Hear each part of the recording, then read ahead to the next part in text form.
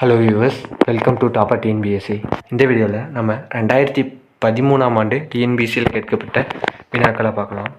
பின்வரும் நோற்றுள் பிழையற்ற தேர்வு வாக்கியத்தை தேர்வு செய்க.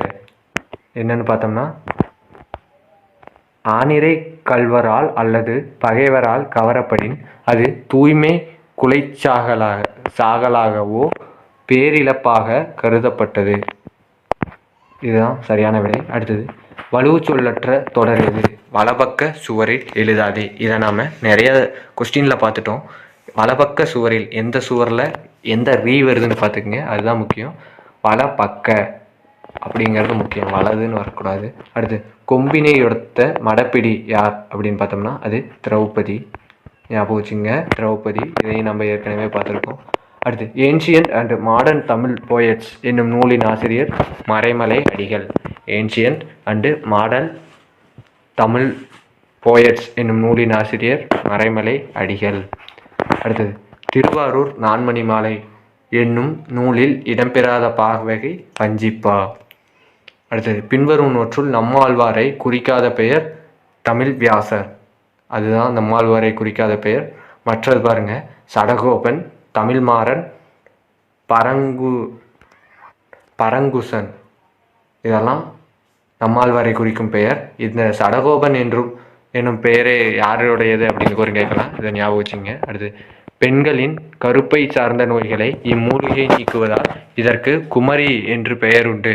அம்மூலிகை எது? கற்றாழை. ஞாபகம் வச்சுங்க. அடுத்து, வீரமில்லாத வாழ்வும் விவேகமில்லாத வீரமும் வீணாகும் என்று எடுத்துரைத்தவர் முத்துராமலிங்கர். அடுத்து, பொருந்தாததை சுட்டுக. ஏமம் அப்படிங்கிறதான் பொருந்தாது. வாதம், பித்தம், சிதம் இதெல்லாம் கரெக்டு தான். அடுத்தது, தென்னவன் பிரம்மராயன் என்ற விருதிற்கு உரியவர் மாணிக்க வாசகர். தென்னவன் பிரம்மராயன் என்ற விருதுக்கு உரியவர் மாணிக்க வாசகர். அடுத்தது, முந்தை இருந்து நாட்டோர் கொடுப்பின் நஞ்சு முன்பர் நனி நாகரீகர். இவ்வாறு தமிழரின் நாகரீக பண்பை சுட்டும் இலக்கியம் நற்றிணை. அடுத்தது, பொறுத்துக.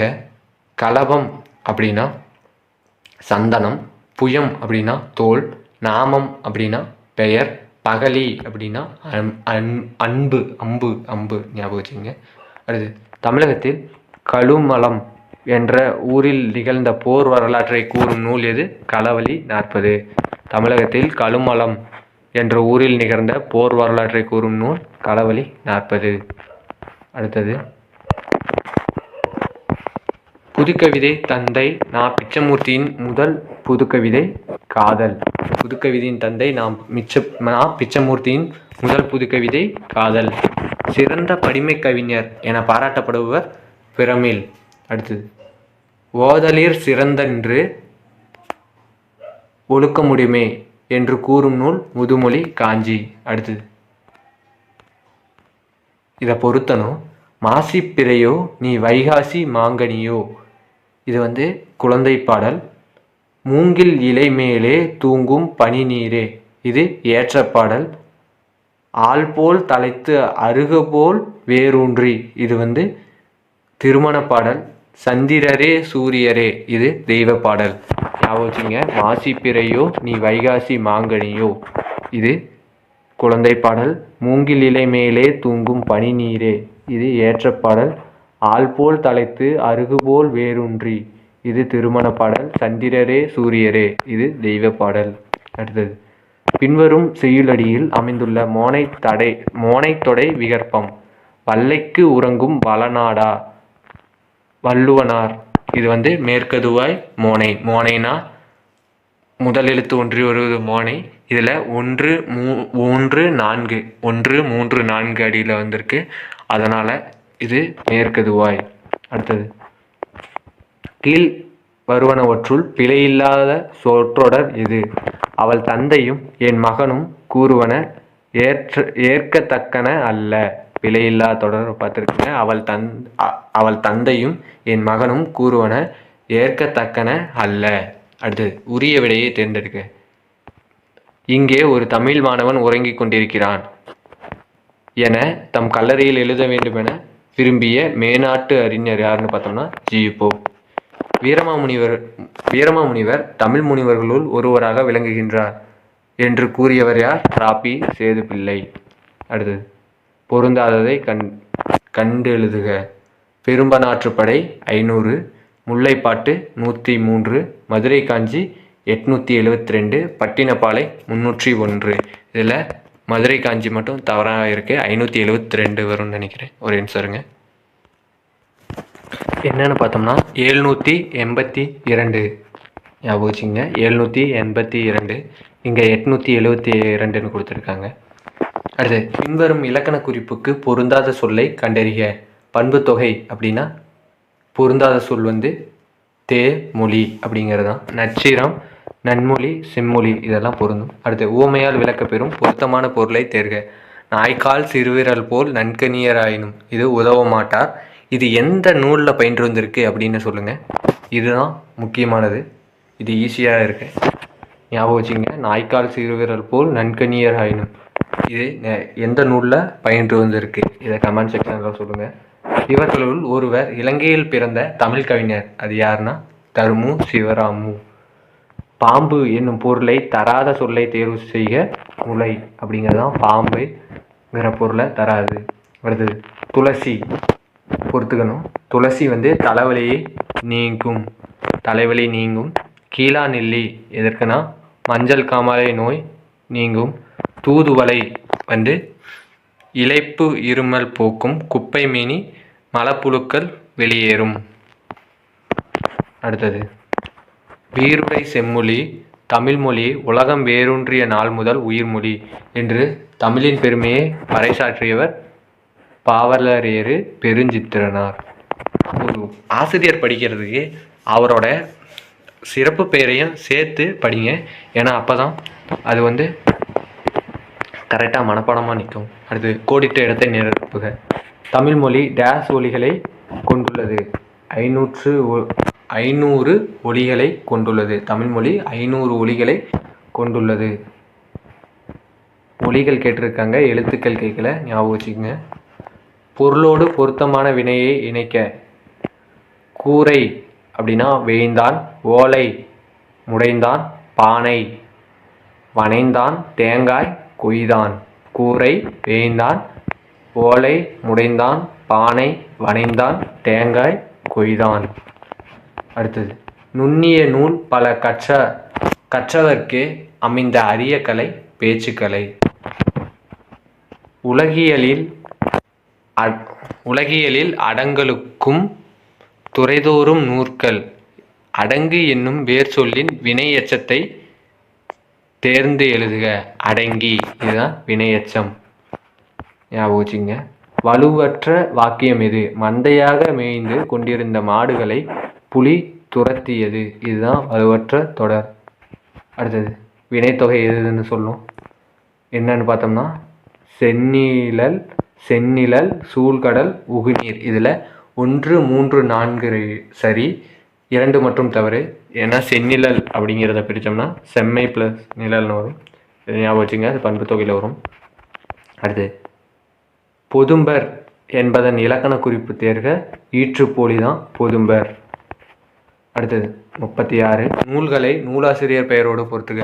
மான விஜயம் அப்படிங்கிறது பரிதிமார் கலைஞர்லேருந்து. மன்னியல் சிறுதேர் அப்படிங்கிறத கதிரேச செட்டியார் எழுந்து. மனோன்மணியம் சுந்தரம் பிள்ளை. நந்தனார் சரித்திரம் கோபாலகிருஷ்ண பாரதி. இதை வந்து தனித்தனியாகவே கொஸ்டினாக கேட்கலாம். ஏன்னா நந்தனார் சரித்திரங்கிறது நம்மளுக்கு தெரியாது, மான விஷயம் தெரியும், மனோன்மணியம் தெரியும். இதை வச்சே எழுதிடணும்னு போகக்கூடாது. நந்தனார் சரித்திரம் அப்படின்னு கேட்டாங்கன்னா தனியாகவே இந்த என்ற நூலை எழுதியவர்னு கேட்டு இந்தாண்டுக்கிற 4 நூலாசிரியர்கள் கொடுத்துட்டாங்கன்னா நம்மளுக்கு தெரியாது. அதனால் இதை மனப்பாடம் பண்ணிட்டு போகிறது சிறந்தது. நேர்கூற்று குறித்து கீழ்கண்டவற்றுள் தவறானது எது?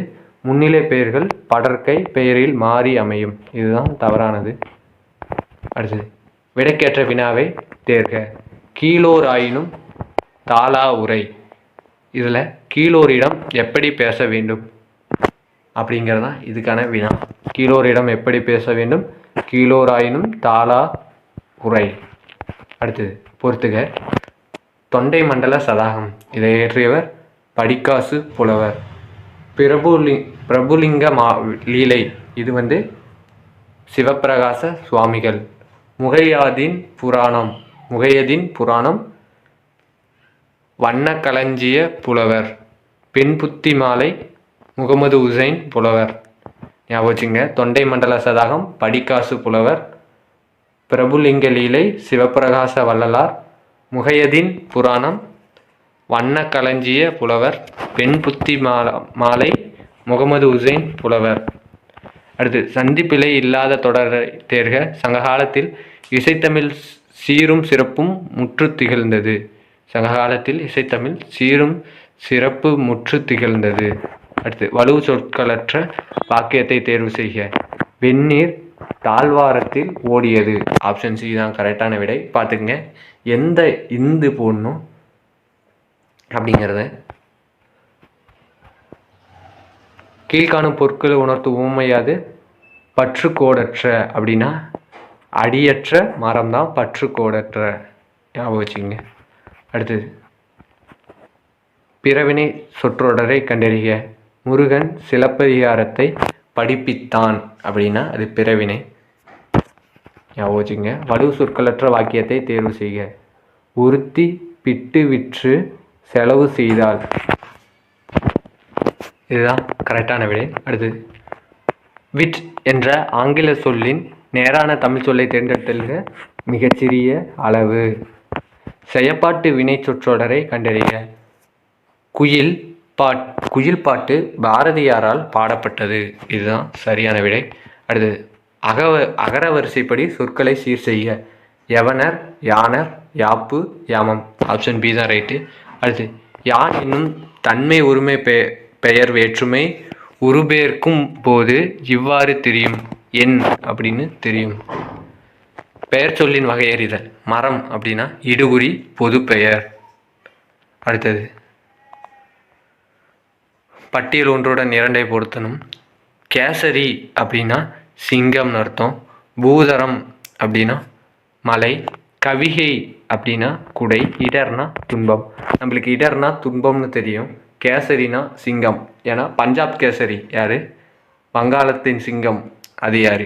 ரெண்டையும் கமெண்ட் செக்ஷனில் சொல்லுங்கள். ஏற்கனவே ஒன்று சொல்லியிருக்கேன், இதையும் சொல்லுங்கள். யாமம் என்பது குறிஞ்சித்தினுக்குரிய சிறுபொழுது. யாமம்னா குறிஞ்சி, மாலைனா முல்லை, நண்பகல் வந்து பாலை, வைகரை மருதம், ஏற்பாடு வந்து நெய்தல். ஞாபகிங்க. குற்றி எழுகுறம் பயின்று வரும் சொல் கயிறு. அடுத்து, பின்வருவனவற்றுள் செயப்பாட்டு வினை அல்லாதது எது? கல்வி நுண்பொருளாகையால் வெள்ளத்தில் அழியாது. இதுதான் செயப்பாட்டு வினை அல்லாதது. மிச்சதெல்லாம் பாருங்க. அடுத்தது, பின்வரும் விடைக்கேற்ற வினாத்தொடர் எது? செய்தி படங்கள் வாயிலாக நிகழ்வுகளை நாம் இருப்பிடத்திலிருந்தே கண்டுகளிக்கலாம். இது எதன் வாயிலாக நிகழ்வுகளை தம் இருப்பிடத்திலிருந்தே கண்டுகளிக்கலாம் அப்படிங்கிறதான் கரெக்டான விடை. இதோட இந்த வீடியோ முடியுது. இந்த வீடியோ பிடிச்சிருந்தா லைக் பண்ணுங்கள், ஷேர் பண்ணுங்கள், சப்ஸ்கிரைப் பண்ணுங்கள். இந்த வீடியோவில் ஏதாவது நான் தப்பாக சொல்லியிருந்தேன்னா கமெண்ட் பண்ணுங்கள். அதை நான் அடுத்த தடவை திருத்தி பார்க்குறேன். நன்றி.